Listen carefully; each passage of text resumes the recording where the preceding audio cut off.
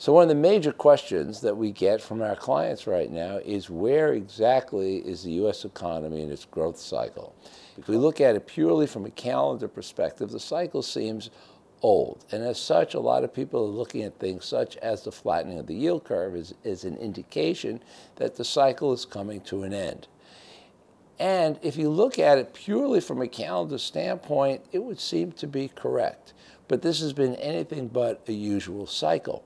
In fact, if we focus on the yield curve for a moment, the anomaly is not the current flattening of the curve, but for how many years this curve was extraordinarily steep.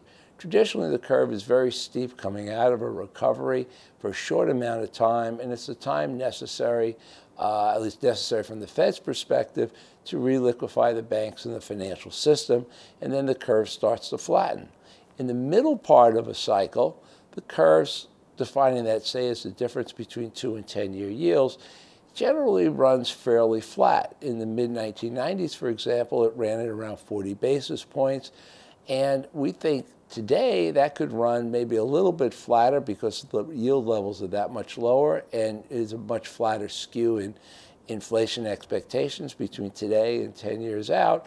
And so maybe a 30, 35 basis point spread is normal.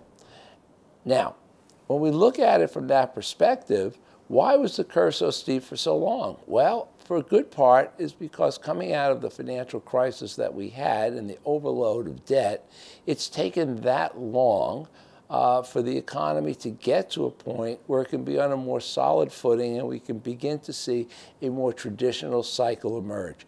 And that's what we're seeing now. So is this cycle really that old?